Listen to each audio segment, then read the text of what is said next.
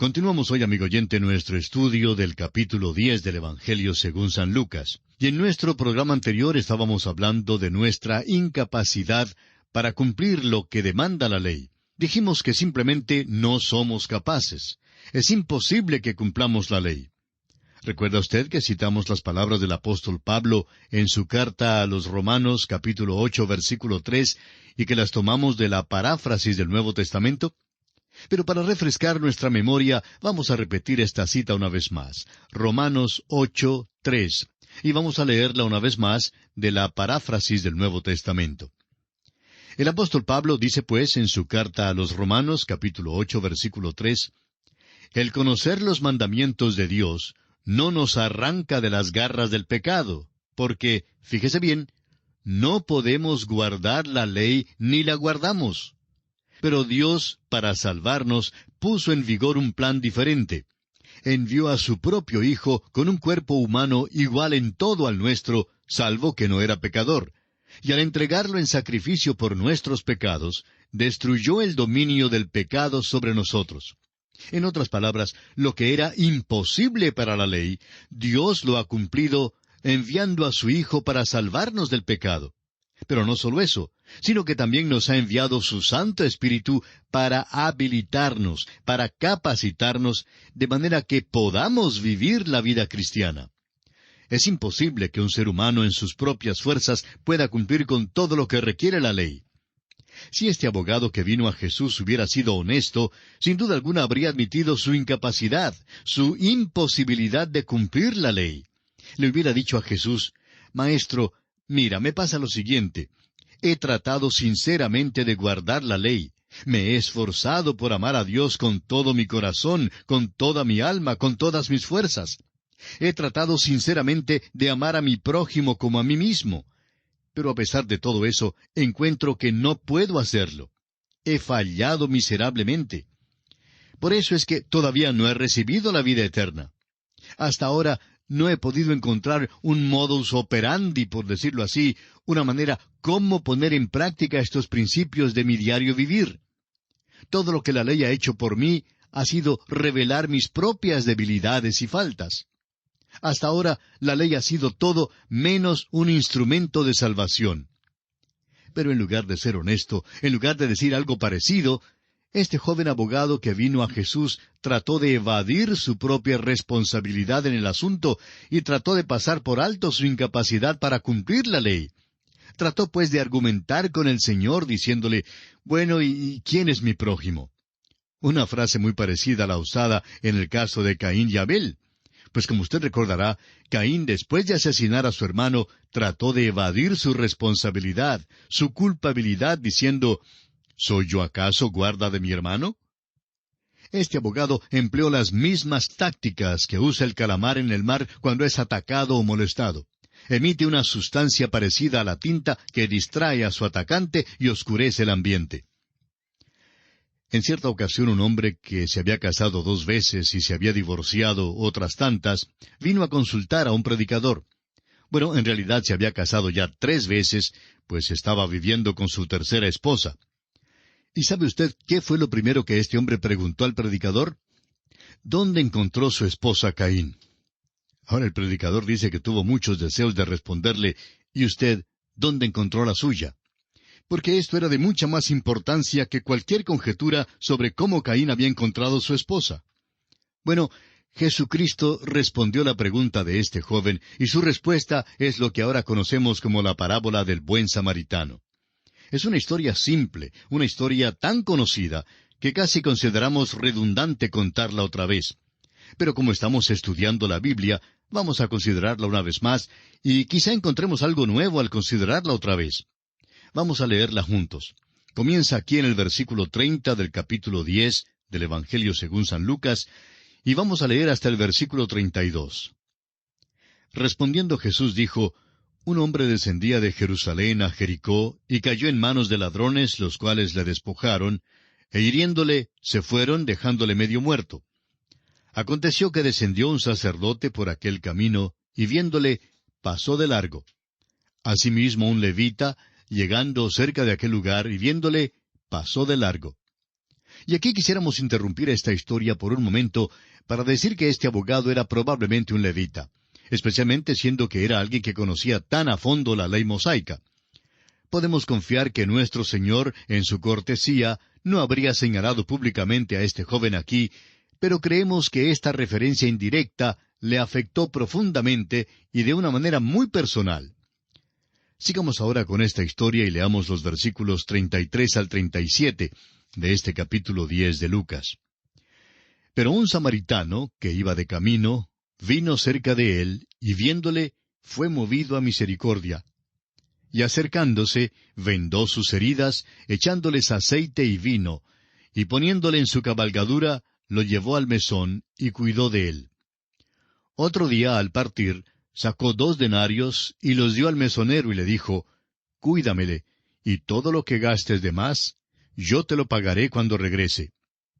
¿Quién pues de estos 3 te parece que fue el prójimo del que cayó en manos de los ladrones? Él dijo, el que usó de misericordia con él. Entonces Jesús le dijo, Ve y haz tú lo mismo. Consideremos ahora esta historia juntos por unos momentos.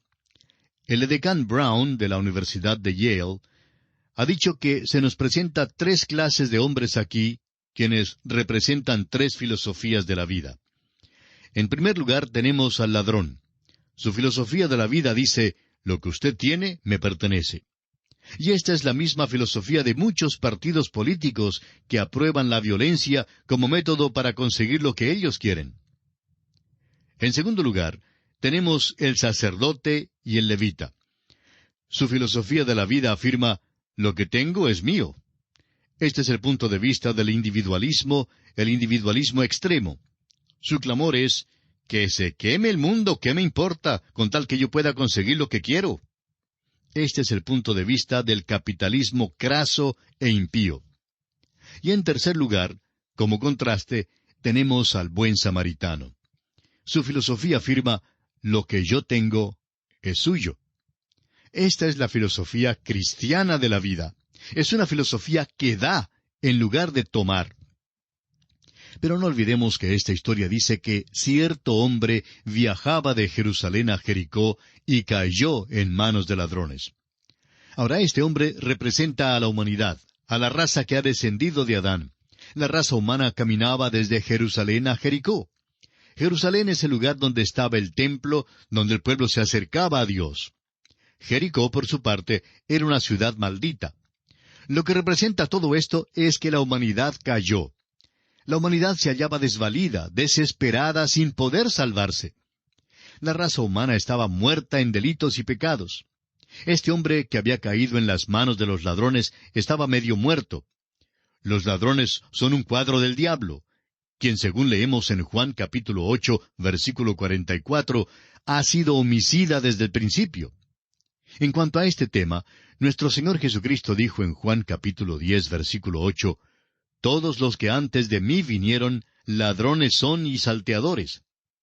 Cuando la multitud vino para arrestar a Cristo, Él les dijo, en el Evangelio según San Mateo, capítulo 26, versículo 55, ¿Como contra un ladrón habéis salido con espadas y con palos para prenderme?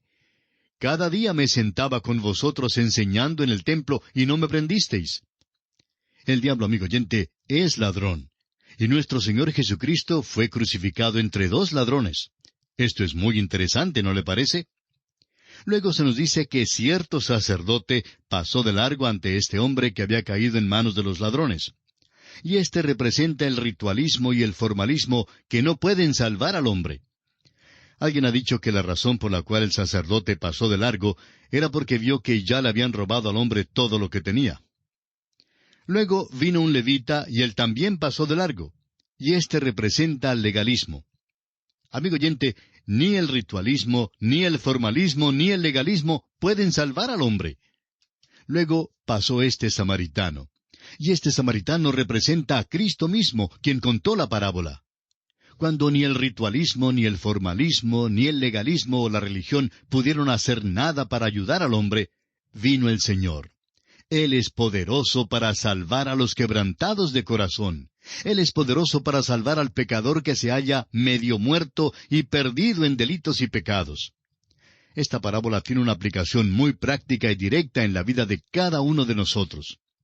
Cualquier persona a quien usted pueda ayudar, aquel es su prójimo. Ahora, esto no significa que solo el amigo que vive en la casa de al lado sea su prójimo. Todo hombre que necesite a Cristo es nuestro prójimo. Se habla mucho hoy en día en cuanto a proclamar el Evangelio en todo el mundo, pero en realidad no vemos que se esté haciendo un gran esfuerzo para lograr que todos los hombres conozcan a Cristo. Es como el jovenzuelo que galanteaba a cierta señorita. Ella vivía en el campo y él escribió una carta diciéndole, «Subiré al monte más alto por ti, nadaré por el río más profundo, cruzaré el mar más ancho por ti, y aún cruzaré el desierto ardiente por ti. Pero si no llueve el próximo miércoles, pienso venir a tu casa para verte». Amigo oyente, permítanos decir que hay muchos que se entregan totalmente a Cristo y a su labor, pero de esta manera. El mundo hoy en día es como el pobre hombre que cayó en manos de los ladrones y que necesita nuestra ayuda desesperadamente. El mundo necesita así a Cristo. Cristo no solo puede salvarnos de morir ahogados, sino que también puede enseñarnos a nadar. El ritualismo y el formalismo ven a la humanidad que se está ahogando hoy en día y le dicen, «Nade, mi hermano, nade». Pero el hombre no sabe ni puede nadar. Entonces viene el legalismo y el liberalismo y se entrometen y le gritan, «No se desespere, mi hermano, manténgase a flote». Pero el hombre, amigo oyente, no puede ni aún mantenerse a flote. Hay un himno que dice, «Mi Salvador, en su bondad, al mundo malo descendió, y de hondo abismo de maldad, Él mi alma levantó. Seguridad me dio Jesús, cuando su mano me tendió. Estando en sombra, a plena luz, en su bondad me levantó». Amigo oyente, fue su amor por mí lo que le impulsó a tenderme su mano, y es por amor hacia usted que Cristo quiere hoy tenderle la mano a usted también. Ese es el mensaje del buen samaritano. Y ahora nos corresponde estudiar el pasaje que narra lo que ocurrió durante una visita de Jesús en la casa de María y Marta. Leamos los versículos 38 hasta el 42, que es el fin del capítulo 10, y confío que usted todavía tenga su Biblia abierta en esta porción de Lucas capítulo 10, y ahora desde los versículos 38 hasta el 42 procederemos a leer. Aconteció que yendo de camino, entró en una aldea, y una mujer llamada Marta le recibió en su casa. Esta tenía una hermana que se llamaba María, la cual, sentándose a los pies de Jesús, oía su palabra. Pero Marta se preocupaba con muchos quehaceres, y acercándose dijo, «Señor, ¿no te da cuidado que mi hermana me deje servir sola? Dile pues que me ayude». Respondiendo Jesús le dijo, «Marta, Marta, afanada y turbada estás con muchas cosas, pero solo una cosa es necesaria, y María ha escogido la buena parte, la cual no le será quitada». Sin entrar en mucho detalle, basta decir que María creía que había hecho lo que le correspondía, y por eso fue a sentarse a los pies de Jesús. Marta, su hermana, era buenísima, y si no hubiera sido por ella, pues quizá no habrían cenado. Sin embargo, se preocupaba demasiado y se puso muy nerviosa. Posiblemente extendió su mano para coger una olla que creyó sería lo suficientemente grande, pero entonces buscó otra, y la primera se le cayó con gran estrépito, y esto fue más que lo que ella podía soportar, y salió entonces de la cocina y dijo algo que no habría dicho bajo condiciones normales. Nuestro Señor, por su parte, se portó de una manera muy benigna con ella, y le dijo suavemente, «María ha escogido la buena parte». Amigo oyente, quizá usted está turbado y perplejo. ¿Se encuentra usted en una situación de la vida en que no sabe qué hacer ni a dónde ir?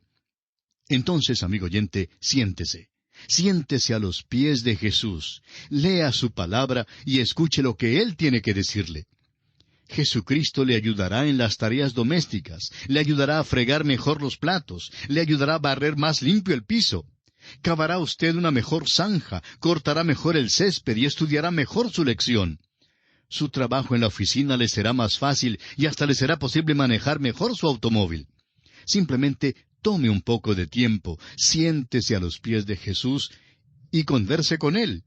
Haga como lo hizo María y escoja así la buena parte. Bien, Y esto nos trae al final del capítulo 10 del Evangelio según San Lucas. Y llegamos ahora al capítulo 11. En este capítulo veremos que Cristo enseña a sus discípulos a orar. Veremos también que mientras Cristo echa fuera un demonio que era mudo, reprende a los fariseos blasfemos. También notaremos que Jesús indica quiénes son los que serán bienaventurados. Predica al pueblo y reprende la santidad fingida de los fariseos. Las dos parábolas acerca de la oración que aparecen en este capítulo son mencionadas solo por el Dr. Lucas. La mayoría de las parábolas ilustran una verdad por medio de la comparación, pero éstas ilustran ofreciendo contraste. El amigo persistente y el vecino soñoliento que no estaba dispuesto a abrir la puerta a la medianoche ciertamente no ilustran la renuencia de Dios en contestar la oración.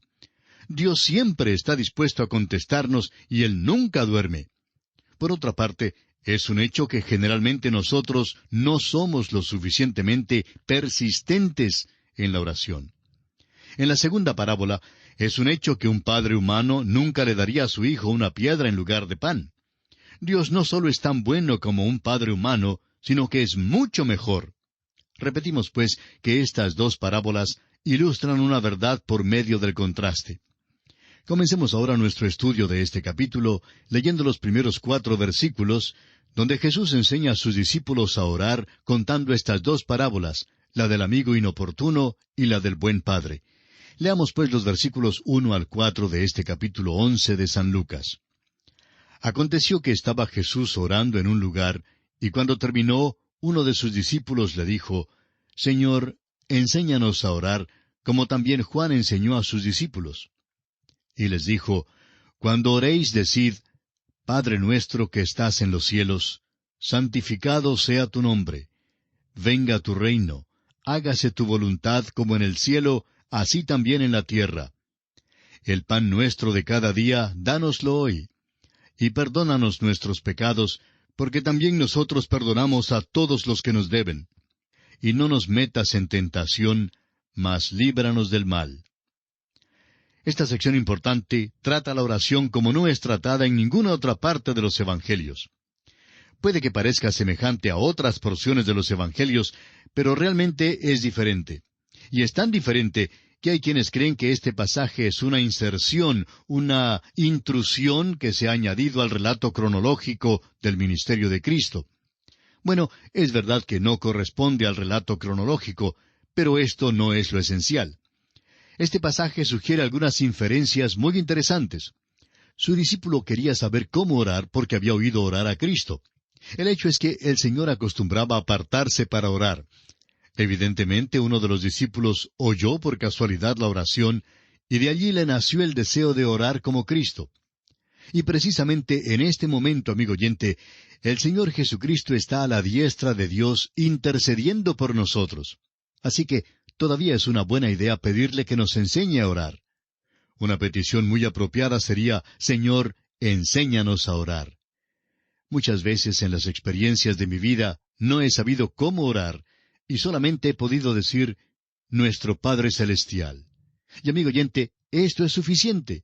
Dios nos conoce y nos comprende. Notemos bien que este discípulo no pidió simplemente cómo orar. El Señor había predicado todo un sermón sobre este tema en su Sermón del Monte.